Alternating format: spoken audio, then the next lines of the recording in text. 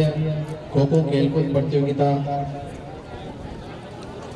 का राजकीय उच्च माध्यमिक विद्यालय मोरई के आंगन में शुभारंभ हो रहा है। इस शुभारंभ कार्यक्रम में पधारे हुए जैतारण पंचायत समिति के प्रधान श्री मेघाराम जी,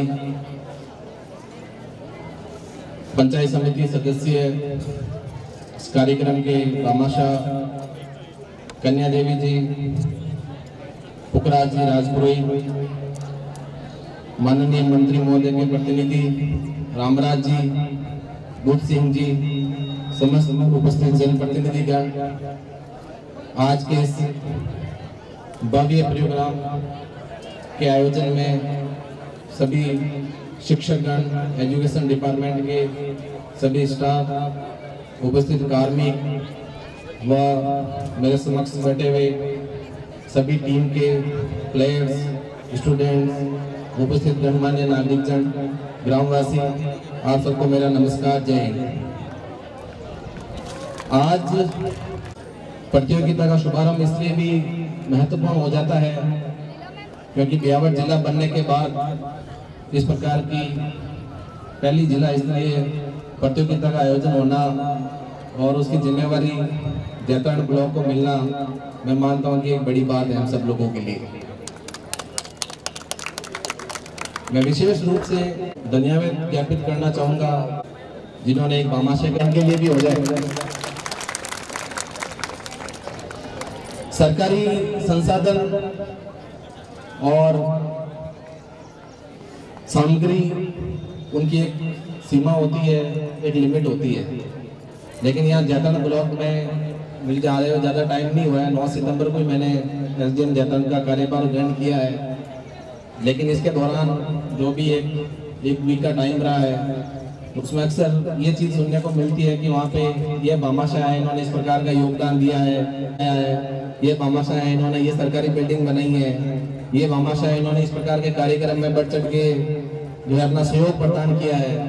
तो ये मैं मानता हूँ कि ये जैतारण पूरे ब्लॉक के लिए बहुत ही गर्व महसूस करने वाली चीज है कि जहाँ सरकार की जहाँ सीमा खत्म हो जाती है वहाँ पे हमारे जो भामाशाह है, जो अपने हैदराबाद, विशाखापट्टनम, केरल, अलग अलग जगह पे पैसे कमा रहे हैं, लेकिन वो पैसा लोगों के लिए, यहाँ की जनता के लिए, यहाँ जो सरकार की योजनाएं और चीजें हैं उनमें अपनी भागीदारी देना, मैं मानता हूँ एक बहुत बड़ी बात है।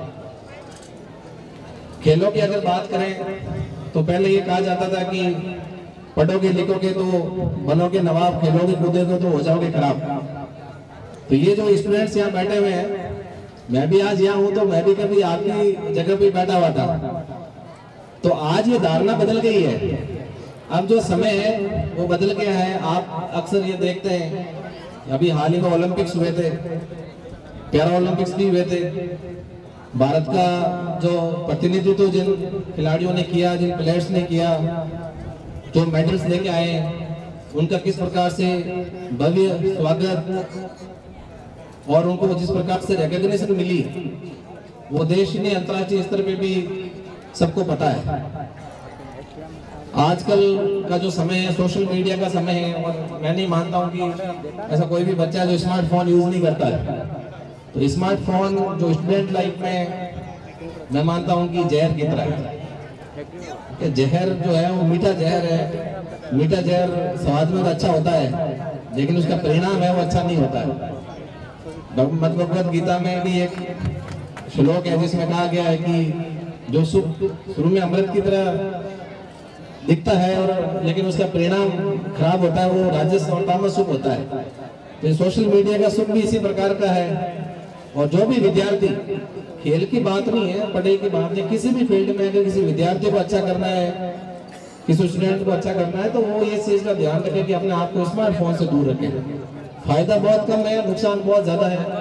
यहाँ पे कोई भी ऐसा विद्यार्थी नहीं है कि भाई कोई एक फोन मिस हो जाएगा तो यहाँ पे बहुत बड़ी डिजास्टर हो जाएगी, है ना। आपकी भूमिका भी इतनी महत्वपूर्ण नहीं है। आपकी भूमिका यही है कि आप अच्छे से पढ़े लिखे, अच्छे से खेले कूदें और जिस फील्ड में भी है अपना नाम रोशन करें। मैं ये मानता हूँ कि हर स्टूडेंट पढ़ाई में अच्छा नहीं हो सकता है, सभी के 90% नहीं आ सकते हैं, लेकिन इसका मतलब ये भी नहीं है कि आप में कुछ है ही नहीं। हर विद्यार्थी के अंदर एक अलग प्रकार की प्रतिभा होती है। कोई खेल में अच्छा कर सकता है, कोई पढ़ाई में अच्छा कर सकता है, किसी का बिजनेस में बहुत अच्छा माइंड चलता है। तो कहने का तात्पर्य है कि जो भी आप फील्ड चुने, अपने आप को झकझोर दे उसमें, अपने आप को जोड़ दे उसके अंदर, क्योंकि समय बहुत मूल्यवान है, ज्यादा समय मिलता नहीं है और जिंदगी भी अपने को बहुत ज्यादा मौके नहीं देती है। मैं यहाँ आने से पहले सीमा सुरक्षा बल में असिस्टेंट कमांडेंट था, जब बीएसएफ में था तो मेरी पहली पोस्टिंग बांग्लादेश बॉर्डर पे थी, फिर लाइन ऑफ कंट्रोल पे हो गई थी कश्मीर में, बारामूला और उड़ी सेक्टर में। वहाँ पाकिस्तानी बिल्कुल 300 मीटर पे थे, तो हम उनको देख सकते थे, वो हमें देख सकते थे। तो इन प्रकार की परिस्थितियों में रहते हुए मैंने आरएस की परीक्षा दी और मेरे पहले प्रयास में शोर की रैंक आई थी राजस्थान। ये कहानी मैं इसलिए बता रहा हूँ कि हम चाहे किसी भी प्रकार की विषम परिस्थिति में रहे, वहां से भी बहुत अच्छा कर सकते हैं। जो भी अपने अभाव होते हैं कि हमारे पास पैसे नहीं है, हमारे पास संसाधन नहीं है, हमारी नींद पूरी नहीं हो रही है, हमारे पास मोबाइल नहीं है, इन सब परिस्थितियों में रहते हैं कि मैंने किया और मेरे जैसे और भी बहुत सारे मेरे साथी एसडीएम हैं जिन्होंने ऐसे ही किया है। आप छोटे हो और अभी आपको ये पता नहीं है दुनियादारी का बहुत ज्यादा, तो अपन ये सोच लेते हैं कि मैं तो गांव से हूँ, हिंदी का बैकग्राउंड है, इंग्लिश मीडियम में नहीं है, तो आरएस आईएएस बनते हैं, तो वो तो पता नहीं उनका क्या बैकग्राउंड होता होगा। मेरी खुद की जो स्कूलिंग है पूरी गांव की सरकारी स्कूल से हुई है। मैं राजकीय उच्च माध्यमिक विद्यालय गंगाड़ी का स्टूडेंट रहा हूँ, पूरी पढ़ाई मेरी वहीं से हुई है और ओपन यूनिवर्सिटी से मैंने ग्रेजुएशन करी है।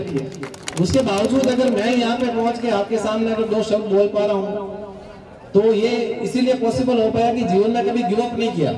ये पढ़ाई की बात नहीं, मैंने पढ़ने में अच्छा कर लिया, आप लोग और भी फील्ड में अच्छा कर सकते हैं। मैं मानता हूँ कि यहाँ जो 52 टीमें आई है इसमें कुछ प्लेयर्स, कुछ स्टूडेंट बहुत शानदार प्लेयर होंगे खो खो के, वो राज्य स्तर पे खेल सकते हैं, नेशनल लेवल पे खेल सकते हैं। आपको पता है कि जो नेशनल और इंटरनेशनल लेवल पे विद्यार्थी खेलते हैं उनको करोड़ों की राशि मिलती है, सरकारी जॉब उनको मिलती है ना। जो ओलंपिक्स में पदक जीतता है या पार्टिसिपेशन भी करता है तो उनकी सरकारी नौकरी फिक्स है। तो ऐसा नहीं है कि आप पढ़ के सरकारी नौकरी लें, खेलकूद में भी अच्छा करके कर सकते हैं।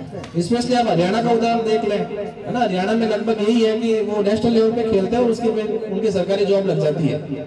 तो दोनों ही प्रकार से आप जो है जॉब प्राप्त कर सकते हैं। और आपको लगता है कि खेलकूद में बाकी चीजों में अच्छा नहीं कर सकता तो एटलीस्ट जो भी आपका दूसरा फील्ड है, चाहे वो बिजनेस हो या कोई दूसरे तरह की, सुखार्थी कुतो विद्या विद्यार्थी कुतो सुखम, सुखार्थी व तेजेत विद्या विद्यार्थी व तेजेत सुखम। कि सुख चाहने वाले को विद्या नहीं है और विद्या चाहने वाले को सुख नहीं है। जो सुख चाहता है उसको विद्या छोड़ देनी चाहिए और जिसको विद्या चाहिए वो सुख को छोड़ दे, है ना। तो सोशल मीडिया का सुख, ज्यादा खाने का सुख, 10-12 घंटे सोने का सुख, ये सुख अगर चाहिए तो फिर पढ़ाई नहीं होगी। पढ़ाई तो मैंने एक चीज बताई, खेल में भी नहीं हो पाएगा, है ना। स्पोर्ट्समैन का रूटीन बहुत टफ होता है, सुबह उसको जल्दी उठना है, सुबह जल्दी उठना है तो उसको रात को सोना है, शाम को प्रैक्टिस करनी है तो दिन में टाइम से सोना है, उसकी डाइट होती है। तो जीवन में डिसिप्लिन सब जगह चाहिए।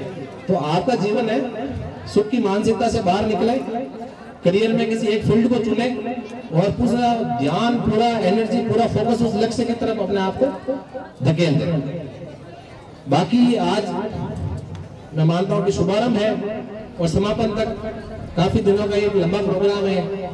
और ये चिलचिलाती धूप, इसमें जो हमारे शिक्षक बंधु पीटीआई और जो खेल इनके जो प्रभारी है, टीम प्रभारी, मैं उनको भी एप्रिशिएट करना चाहूंगा, तारीफ करना चाहूंगा कि इतनी चिलचिलाती धूप में भी वो खड़े हैं, कुछ अभी भी बैठे हुए हैं। और प्लेयर्स तो अच्छा है कि धूप में तो पकना जरूरी है, खेल तो धूप में ही होते हैं, उनके लिए नहीं, लेकिन उनके टीम प्रभारी और जो पीटीआई की टीम है उनको मैं definitely I would like to appreciate their efforts in this shining weather and I would also like to extend my heartiest gratitude toward the team, SDMC और PO साहब दुर्गाराम जी, यहाँ के जनप्रतिनिधिगण जिन्होंने मुझे इनवाइट किया, मान सम्मान दिया और इस मंच पे बोलने का मौका दिया। इन्हीं सब शुभकामनाओं के साथ आशा है कि ये अपना जो शुभारंभ है, समापन शानदार तरीके से होगा। आप में से नई और निखरी हुई प्रतिभाएं इस जिला स्तरीय खेलकूद प्रतियोगिता से निकलेगी। इन्हीं सब शुभकामनाओं के साथ जय हिंद, धन्यवाद।